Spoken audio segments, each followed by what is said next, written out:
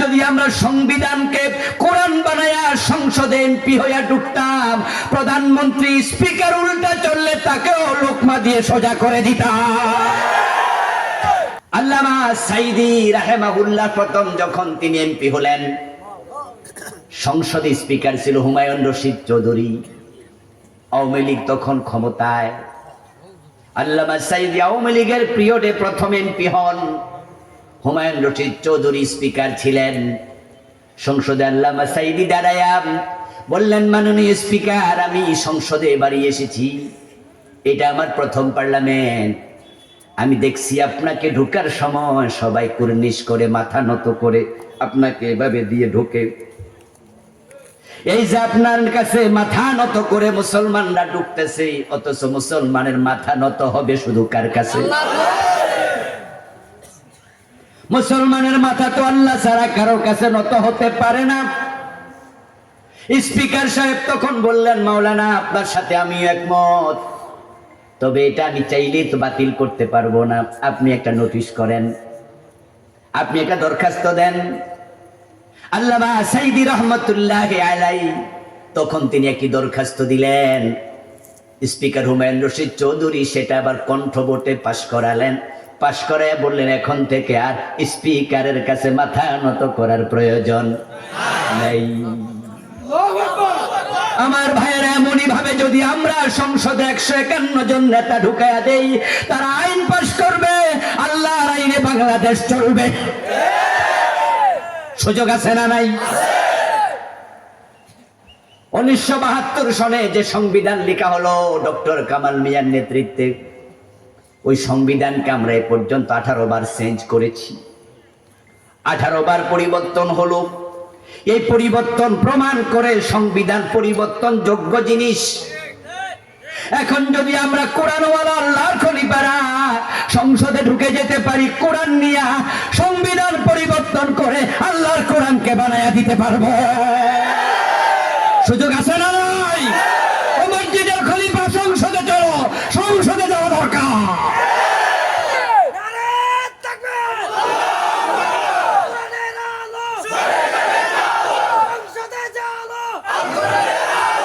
আমার রাসূল সাল্লাল্লাহু আলাইহি ওয়াসাল্লাম যখন দেখলেন মক্কায় আল্লাহর খেলাফত কায়েমের কোনো সিস্টেম নাই, কোনো সুযোগ নাই, কারণ মক্কার সংসদ আবু জেহেলের দখলে। আমার রাসূল আল্লাহর খেলাফত কায়েমের জন্য ওই মক্কার সংসদ দারুন নাদওয়াতে কোরআন নিয়ে ঢুকবেন, তারাই সুযোগ দেয় না। বরং তারা সংসদে আইন পাশ করেছে দুটি। এক নম্বর, লা তাসমাউ লিহাদাল কুরআন, দ্বিতীয় হলো ওয়ালগাউ ফীহি লাআল্লাকুম তাগলিবুন। ওয়াকাল আল্লাযীনা কাফারু, কাফেররা বলেছে, আইন পাশ করেছে, লা তাসমাউ লিহাদাল কুরআন, ও কাফেররা, তো মক্কার লোকেরা, মুহাম্মাদের তেলাওয়াতকৃত কোরআন শোনা যাবে না। উল্টা আইন বানাইছে। গত 15 বছরে কোরআনের কত মাহফিল তারা বাধা দিছে, তাদের চরিত্রের সাথে আবু জেহেলের মিল আছে না? না, কত জায়গায় বাধা দিছে। কোরআনের আলেমদেরকে তারা জায়গায় জায়গায় বেজ্জতি করছে, ঠিক না? মাহফিল চলাকালে মাইক কেড়ে নিয়ে গেছে, এমন মাহফিল আছে না নাই? পুলিশ বেড়ে বক্তাকে অ্যারেস্ট করে নিয়ে গেছে। বক্তা বলছে, আমি তো দোয়া করে দিই, কোন দোয়া করা যাবে, দোয়া করা যাবে।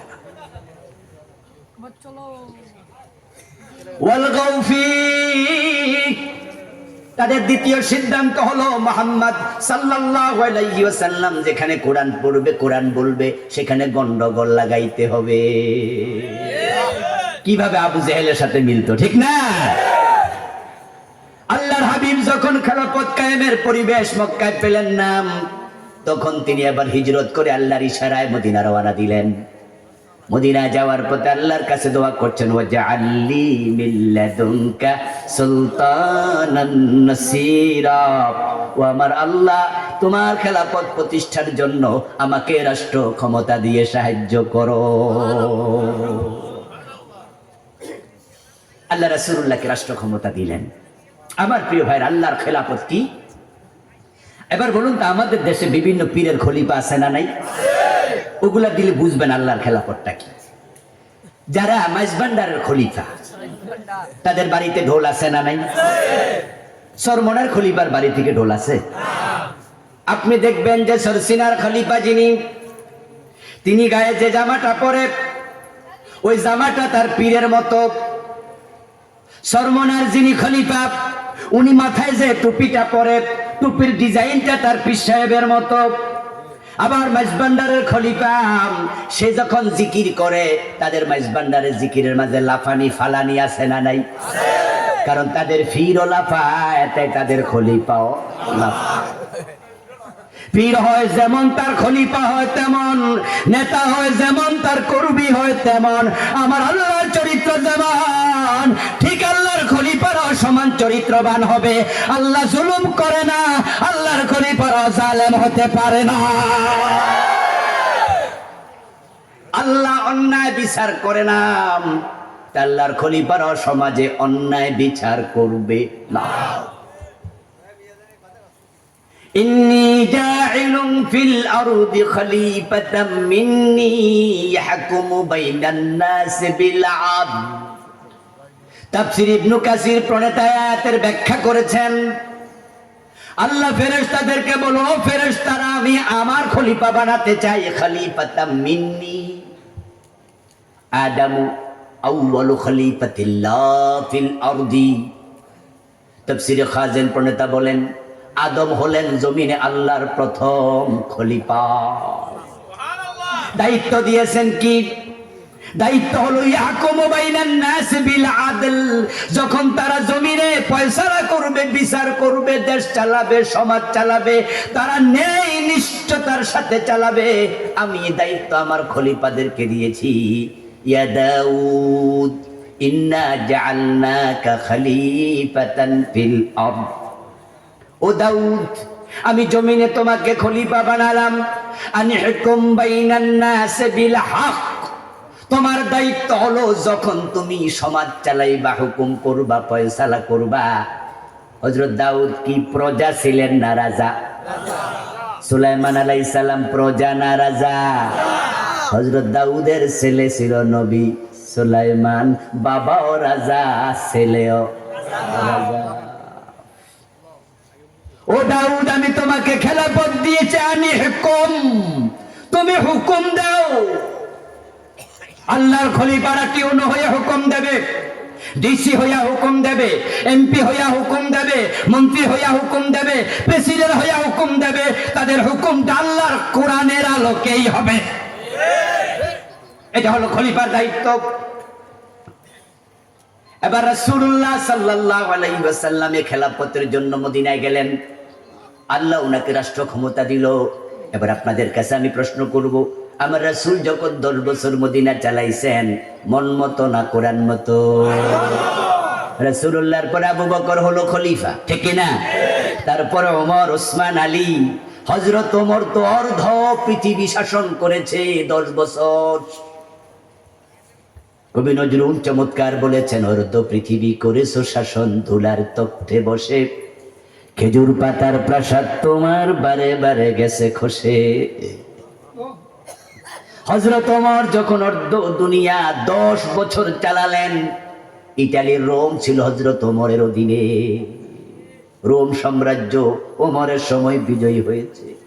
আজকের ইতালি কোথায়? সৌদি আরব কোথায়? ইতালি ওমরের সময় ছিল ইসলামী রাষ্ট্র। সুবহানাল্লাহ পড়েন।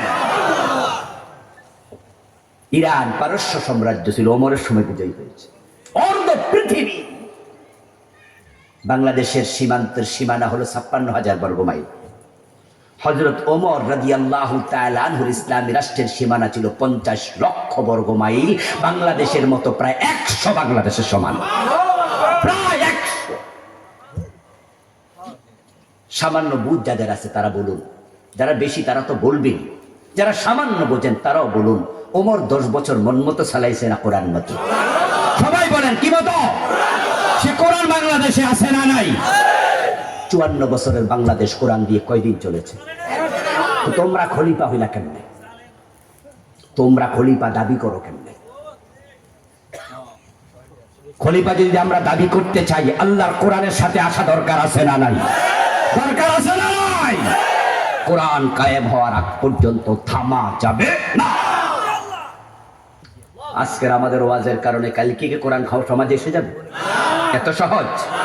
কবে আসবে আমরা জানি না, কিন্তু আজরাইল যদি আসে কালকে, আমি আল্লাহর সামনে গিয়ে বলতে পারবো, আল্লাহ আমি তোমার খেলাফতের পক্ষে ছিলাম। অগাস্ট বিপ্লবের পরে সুযোগ এসেছে, নতুন স্বপ্ন আমরা এখন দেখছি। একটি প্রতিষ্ঠিত সরকারকে আমাদের ছেলেরা বাংলাদেশ থেকে পালাতে বাধ্য করেছে। কোন অস্ত্রের প্রয়োজন হয় নাই, শুধু সাহস লেগেছে। আমরা আগে ভাবতাম, পার্সোনালি আমি অনেক সময় ভাবতাম, বলতাম যে মনে মনে নিজেকে বলতাম যে ইসলামী বিপ্লব বাংলাদেশে কিভাবে হবে, আদৌ কি হবে? কারণ হচ্ছে বিপ্লবের জন্য দরকার হবে অস্ত্র, দরকার হবে প্রশিক্ষণ, জিহাদ লাগবে। রাস্তায় যদি না নামি আমরা, হবে কিভাবে? অস্ত্র ট্রেনিংটা কে দেবে? আর বাংলাদেশের চারপাশে ইন্ডিয়া, তারা তো আমাদের দেশে একটা সুই দিয়েও সাহায্য করবে না। আফগানিস্তান অস্ত্র পেয়েছে, অস্ত্র পায় নাই? আফগান মুজাহিদরা লড়াই করেছে অস্ত্র দিয়ে, আলহামদুলিল্লাহ তারা বিজয়ী হয়েছে। আমেরিকা লেজ তুলে পালাইছে। পৃথিবীর বিভিন্ন বিপ্লবে আমরা দেখেছি অস্ত্র ট্রেনিং লাগে, লাগবেই তো। আপনার তারা রাইফেল নিয়ে আসলে আপনি লাঠি নিয়ে কতটুকু আগাবেন? পারবেন না। মনে মনে ভাবতাম বাংলাদেশে কি হবে, কিন্তু এবার অগাস্ট বিপ্লব দেখে আমার চিন্তা পাল্টে গেছে। অস্ত্রের প্রয়োজন হয় না, সাহস থাকলে আবু সাইদের মতো বুক পেতে দিয়ে যদি বুলেট বুকে নেওয়া যায়। তারা 2000-এ বিপ্লব করেছে, কোরআনের জন্য প্রয়োজন আমরা 2 লক্ষ শহীদ হয়ে যাব।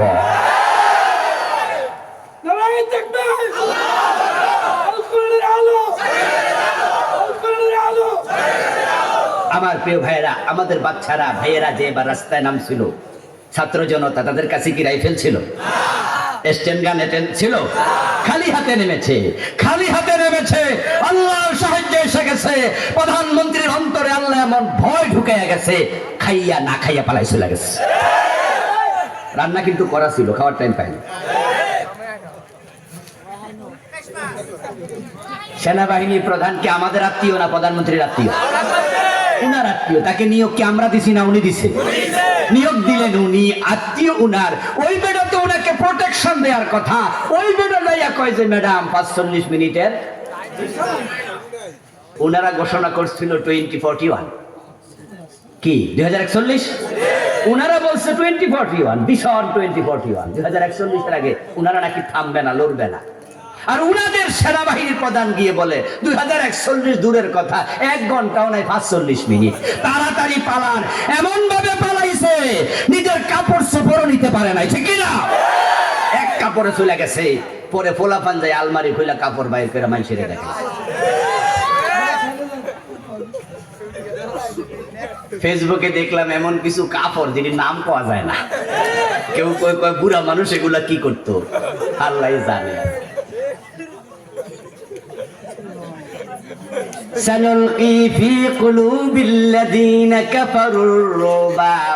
ইসলাম আসলে তলোয়ার দিয়ে বিজয়ী হয় নাই, ইসলাম বিজয়ী হয়েছে আল্লাহর সাহায্যে।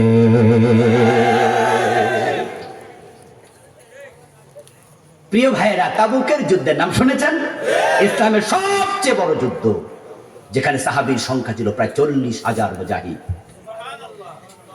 এর আগে সবচেয়ে বেশি যুদ্ধে সাহাবী অংশগ্রহণ করেছে মক্কা বিজয়ে 10,000। তারপরে মক্কার পরে হুনাইনের যুদ্ধে ছিল 12-13 হাজারের মতো। কিন্তু তাবুকে ছিল মুজাহিদ 30 থেকে 40 হাজারের কথা ইতিহাসে পাওয়া যায়। কাফের ছিল 3 লক্ষ। কিন্তু কাফেররা যখন শুনলো 30 থেকে 40 হাজার মুজাহিদ এসেছে, তারা যুদ্ধের মাঠে আসে নাই। বিনা যুদ্ধে তাবুক বিজয় হয়ে গেছে। কাম মিন ফিয়াতিন কালিলাতিন গালাবাত ফিয়াতান কাসীরাতাম বিইযনিল্লাহ। অস্ত্র লাগবে না, ঈমান শানিত করো। আল্লাহ কোরআনে বলে কত ছোট ছোট দল আল্লাহর সাহায্যে বড় দলের উপর বিজয়ী হয়ে গেছে। আচ্ছা, এবার আসুন আলোচনার আমি শেষ দিকে, উঠবেন না প্লিজ। আমি বলছিলাম আল্লাহর খলিফা আমরা আলেম ওলামারা, আমরা কিন্তু মসজিদে ঢুকেছি। মসজিদ এখনো আলেমদের দখলে আছে না নাই? গত 15 বছরই কি আওয়ামী লীগের নেতারা ক্ষতি হয়ে গেছে? না না, বলছে না হুজুর, এটা আমনেরা।